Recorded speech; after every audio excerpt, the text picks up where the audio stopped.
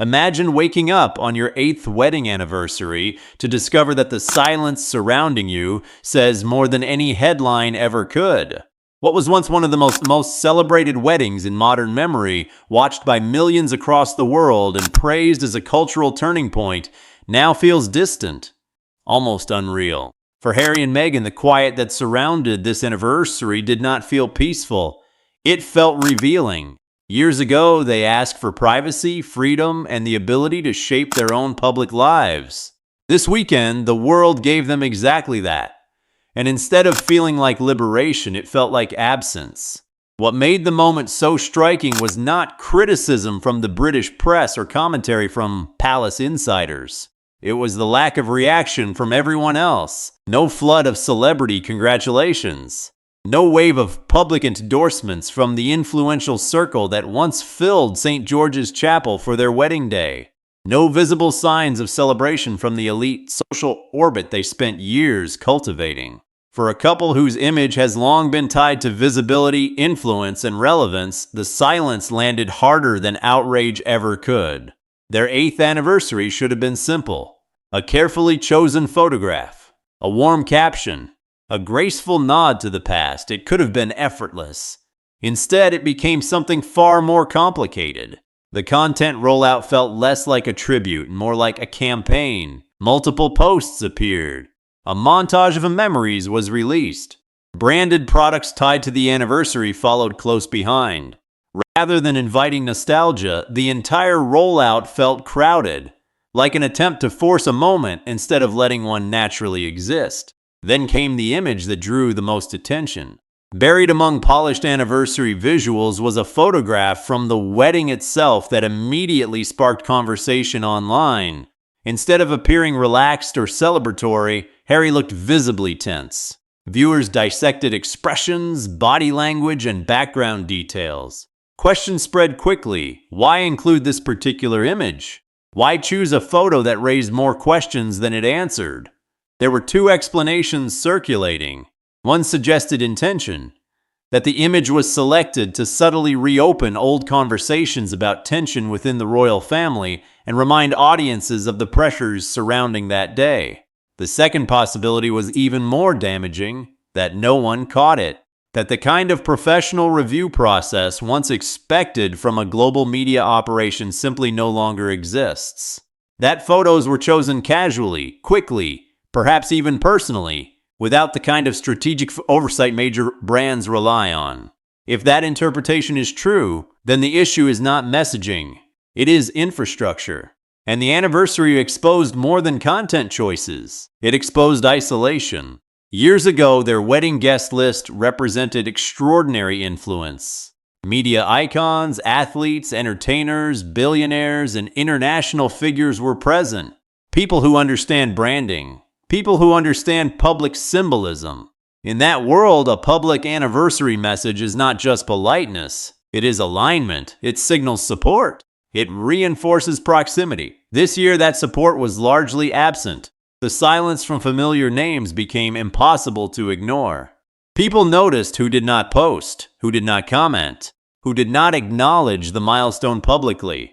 In celebrity culture, silence can be strategic. It can be polite distance. It can be neutrality. But when enough voices remain absent at once, it starts to feel less random and more like a pattern. That is what made the weekend feel so significant. Not because anyone attacked them directly, because almost nobody stepped in publicly at all. Meanwhile, even the visuals themselves seemed to undermine the message. In one anniversary video, a cake appeared decorated with 4 candles instead of 8. It was small enough to be dismissed, but visible enough to become symbolic. Was it reused footage? A simple oversight? An editing miss? In luxury branding, details matter. Small inconsistencies become large narratives.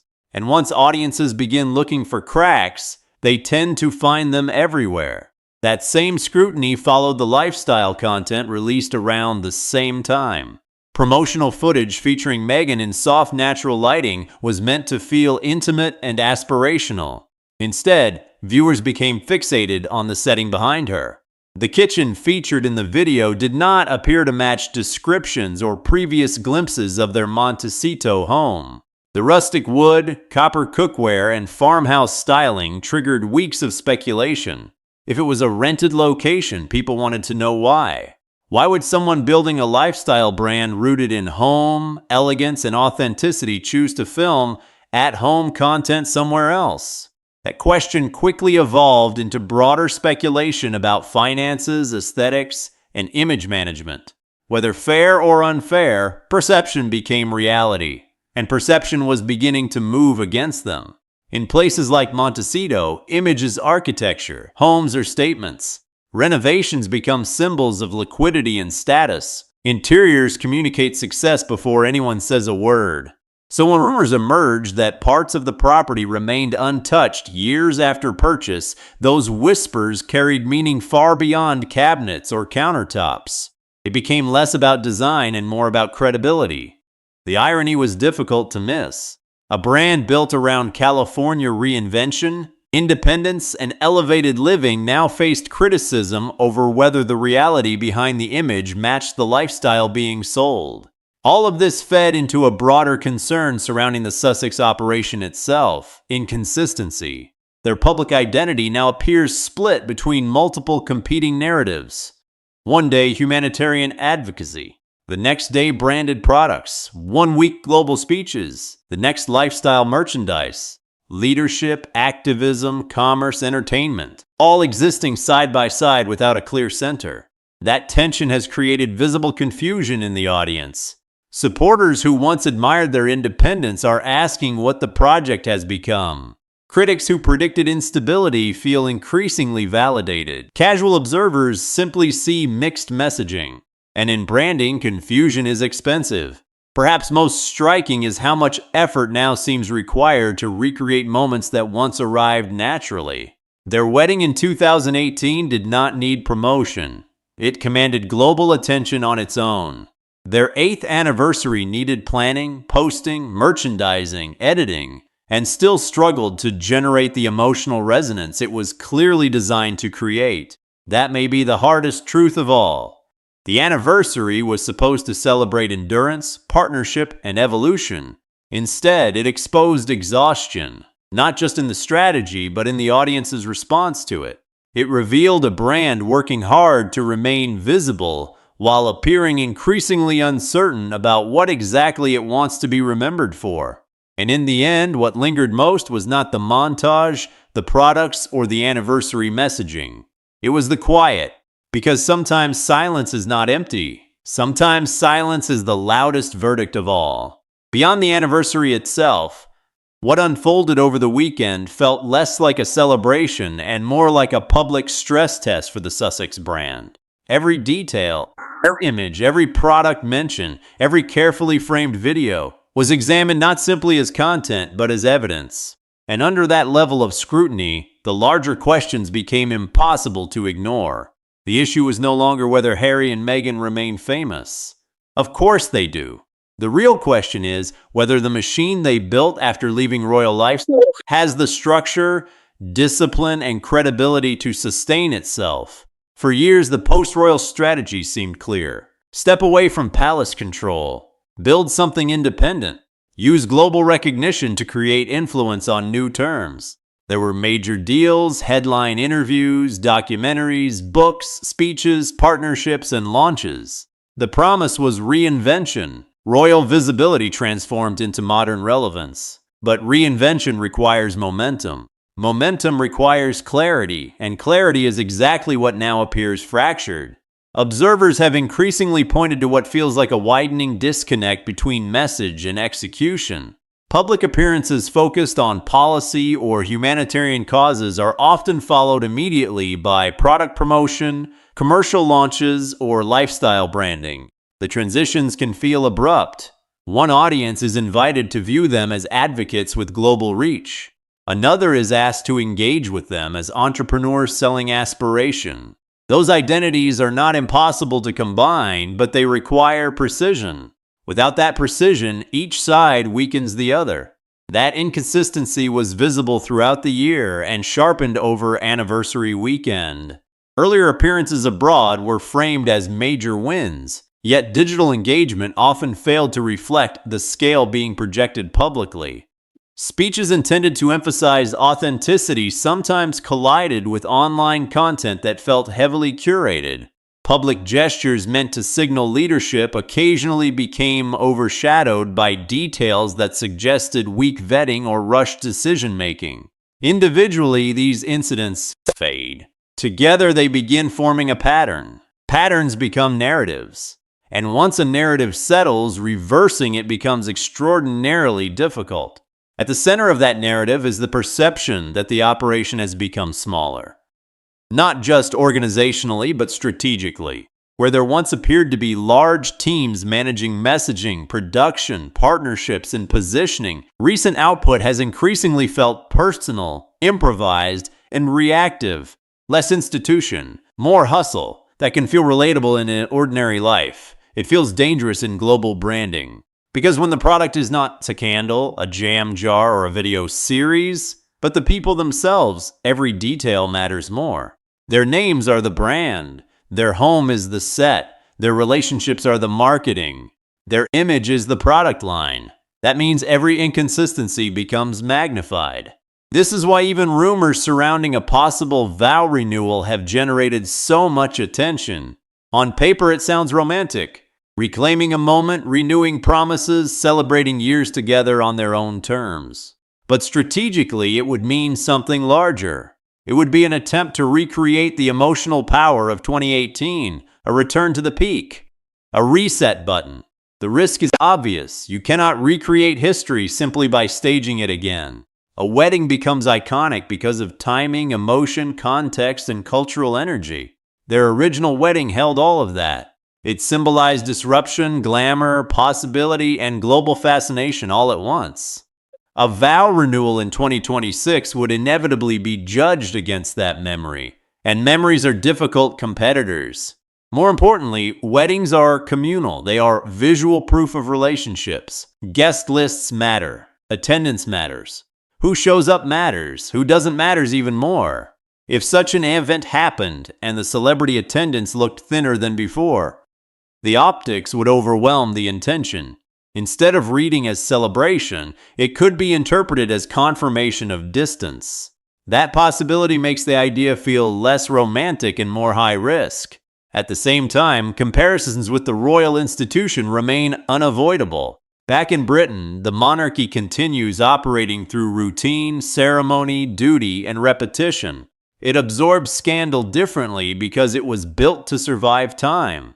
Individual controversies emerge, dominate headlines, and eventually become part of a larger institutional history. That structure provides resilience. King Charles continues to face inherited complications, including renewed public discussion around past royal decisions and long-standing controversies surrounding Prince Andrew. Yet the monarchy moves forward because it relies less on personal branding and more on continuity.